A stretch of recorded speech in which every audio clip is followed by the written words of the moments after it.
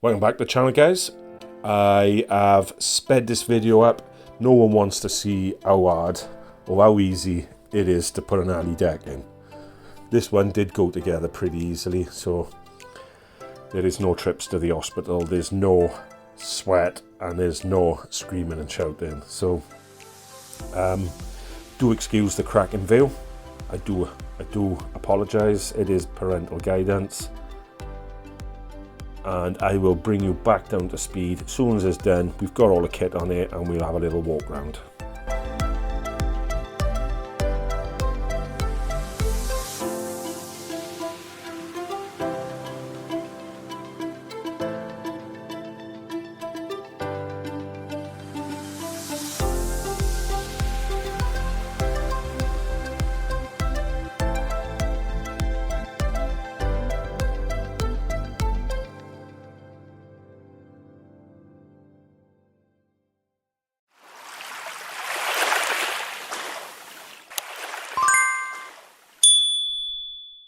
Right, so let's show you around the boat.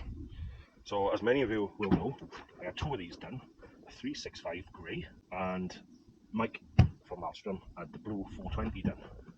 Now going from a XL 395 going down to a 365 was a big no. I'm greedy for space, as you can see on this 4.2 at the front. To where the bench is, that's how much room is here. Now, I've been testing it since October. So what's that, October? It's good 8 months, good 9 months testing in the cod season. We haven't had the real weather this summer to get out in March, but 420 with the 20 horsepower Suzuki, I am seeing 15 to 19 knots cruising alone. Wide open was over 22 knots, but you do seem to push a bit of water then. It becomes a bit, maybe you need a bigger engine. I mean, I'm maxing out the engine, but it is rated for 30. But the two people, we did have about 18 wide open, 15 knots was a cruising speed. When I say cruising, it's like 3/4 revs. And yeah, I am impressed with it. The only issue is, not that I wasn't going to know anyway, it is big, it is heavy, and when I'm loading it and unloading it on the trailer back into the garden, well, it stays on the trailer, but when I try and get it in the garden, if there's no one about, it is hard work, very hard work. That's the only downside with the weight. But as you've just seen, we're trying to pull the bag down the garden. It is heavy. I would say you're probably 100 plus kilos.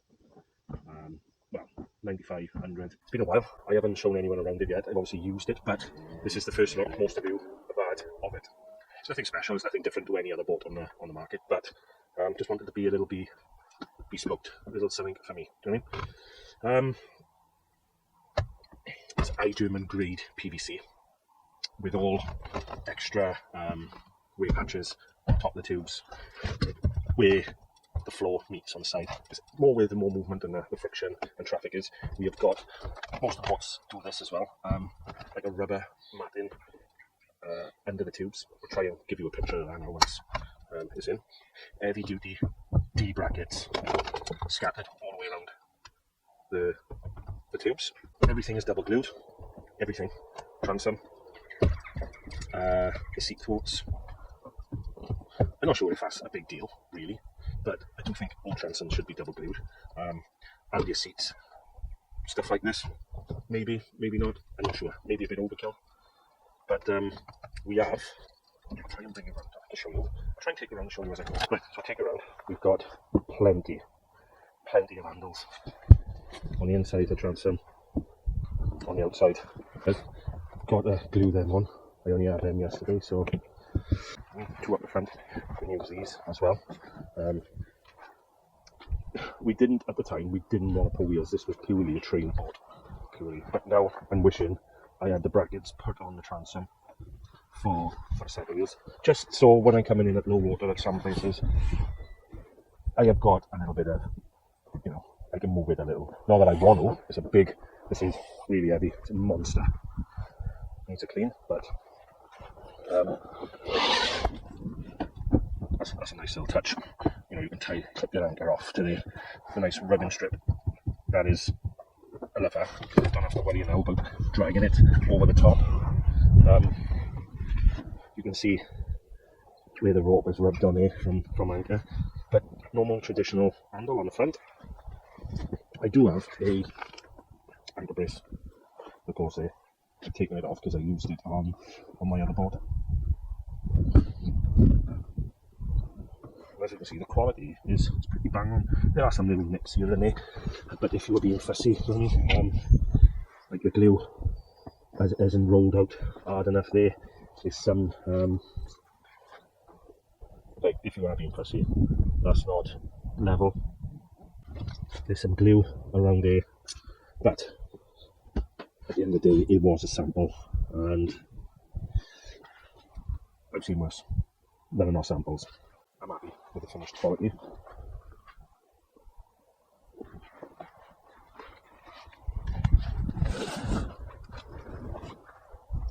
So just we have the ropes. We kept the ropes on the top. I wish now that we probably put them by here and by here. Probably split them in two. You can see by here, Chinese writing where they probably use pencil to mark things out. Now the gluing is pretty shabby. Not shabby, probably wrong word to use, but a bit more attention to detail would have been, you know, would have been lovely. After all, you are spending a lot of money on them, so. But that's me being fussy. Do you know what I mean? Like a little bit of glue on the outside. You're probably thinking now, oh, this guy is fussy, isn't he? But no, that's me being hypercritical, if I'm honest.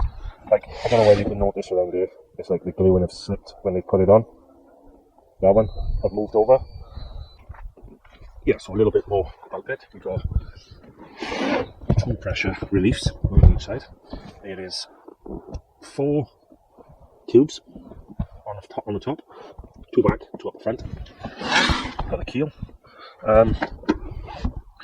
6 psi. It says 6 on it. I always put 7. Always put 7. Put 4 in the tubes. It says 3.6, but I put 4 because as soon as it hits the water, bang, you could lose half a psi just by the temperature. And if it's a cold day, you know, they do seem to lose a bit of pressure due to temperature. I put the pressure test on it this morning. It was still 3.5. I didn't fully inflate it. I put the 3.5. Yeah, so the paddles all black with rivets. Again, if you're storing them on the inside, just check the burrs.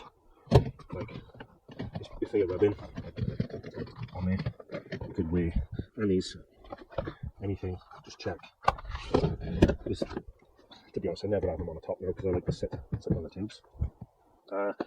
Everything's black floor, black seats, black aluminium transom. This was the project. This making it a bit more robust, more sustainable. The word was used.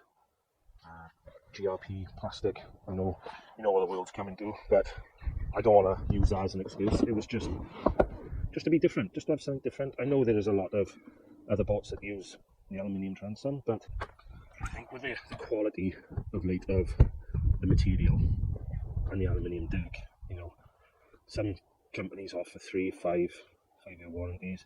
You know, the ply transom, once you drill them, water gets in them, and you're losing some life for that. And the material is outlasting the transoms on most boats now. Well, this is only, you know, good for 10 years, they say, but I mean, I had some boats that were over 10 years old, and the material was banging. So the aluminium transom is a nice touch. We've got, I think this is standardary across all aluminium transoms, that type of bang. You cannot have the gate one. Yep, so it was just it today because I will lose it. I will change that to something a little more better. This is model number 1, so yeah, this is the first one of the kind from Mastering Products, and working with them last year to do this. Like I said, it's nothing that we haven't seen before, but it's a little different, a little bespoke. It's a little bit, you know, of your own personal touch. The rounded cones we went for, just to see if it made any difference to the pointy ones in performance again on the plane. we took the inspiration from OnWave, to be honest. That OnWave uses them. They are probably the best planing boat on the water in soft inflatables. So, and yeah, this boat does carry some weight, and I'm not going to lie, it's a beast. It absolutely kills me. My garden there, once I'm finished, I got to get it up over that bump and get it in there on a trailer on my own, because there's no one around here to help. So, yeah, it is hard work, but it does do 15 to 17 knots cruising with my 20 Suzuki. It is rated 30, yes. I would love to put a 40 on you. I would love to test a 30 if I'm honest, but a 40 I think would be brilliant. I mean, with my 20, I don't think there's enough power. If you had someone sat up here, it pushes a bit of water and it becomes a bit not efficient when you're pushing a lot of water out the front. Whereas if I'm on my own, the front's up with a 20, and yeah, I'm getting about 22 mile an hour flat out then. Don't get me wrong, I am screwing it the nuts off it, and I'm with the tide, but it is a big old unit, that. Yeah, so now you've seen the boat, I'll show you how I've set it up. So I'm currently running the Lawrence Up Reveal 7SS. Now, I've got the 50 200. I've done a bit of research when I bought this. It was a bit more expensive than the 83 200 ton, but I didn't lose any more quality in shallow water with this, because my buddy got the 83 200, and I compared them, and if I'm honest, at 30 to 50, you know, it's banging. I've set it up absolutely banging, and the detailing is great. Actually, I've got that one. I've never used Garmin, only because when I started, Garmin never supported the Navionics mapping card, so I've always gone Lawrence or Raymarine. And like I said, you do see people, oh, Lawrence is better or Garmin's better. Like, they're entry level, they're higher end entry level. They all got the same gubbins in them. I mean, they all chirp. This is chirp, and the Garmin's chirp.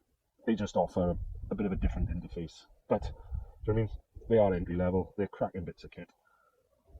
Only £350, £400. Brilliant. I do power it all day with this battery box.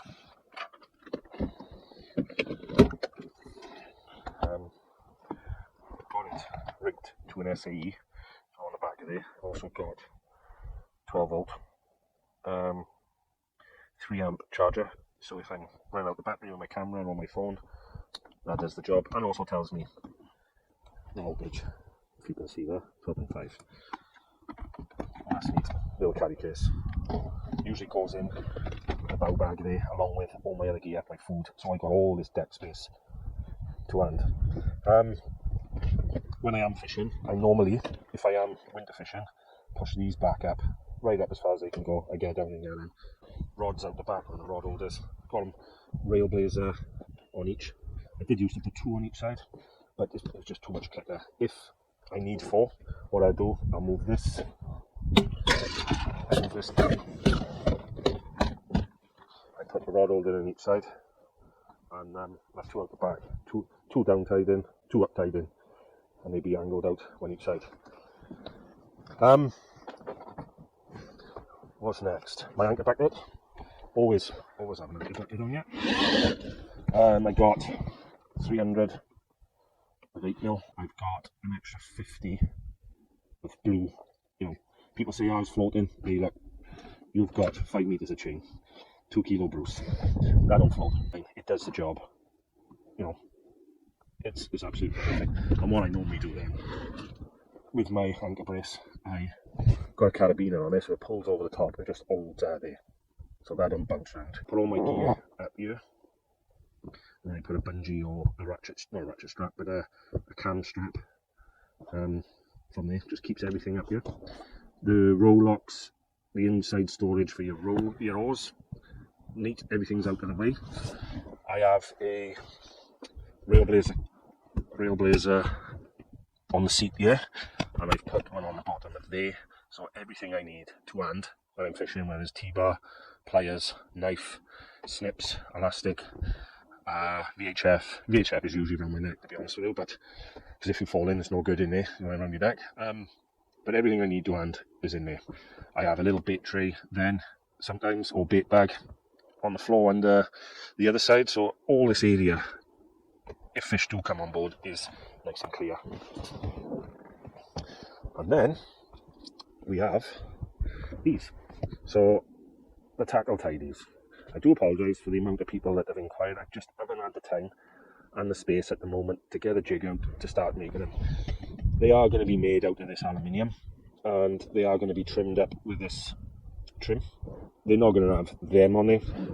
They're going to have, you know, either the Railblazer ones or the Choice, but they're a godsend. Your rods are up out of the way, and the choice of rods I use at the moment, I've got the Icon 12 to 20 and the 6 to 12, depending on what I'm fishing for, with the Fathom 15s lever drags. Fathom 15 lever drags, yeah.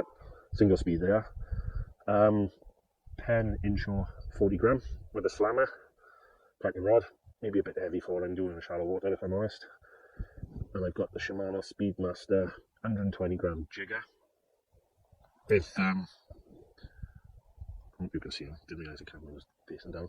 With a Shimano baitcaster Corsair 200. That's an old reel, but it's a cracker bit of kit there. Yeah, so that's my go-to. This summer I'm probably going to be using a pair of these, maybe get a 30 gram inshore, and I got a spin fish, so I'll probably use a slammer and a spin fish for 90% of my work. The top, I'm going to aim in to get hope on that one. Jigging work for jigs, slow jigs, I'm just going to use that. You know, for general ray fishing and congers, I'll probably use the 6 to 12 or the 12 to 20 boat rod. So that's the setup, guys. That is the setup. And just for those who ask me how I strap it down to the trailer, this trailer does need a bit of modification to it to make it longer. So what I do, I get a cam straps down from there on each side. Once it's on the trailer tidy, it meets up with the rear number plate holder, goes round there and pull it tight, comes down. One each side. Put one on the front there. Obviously when I take this boat, this killer moves right up here. Don't give me a lot of room to move, I know.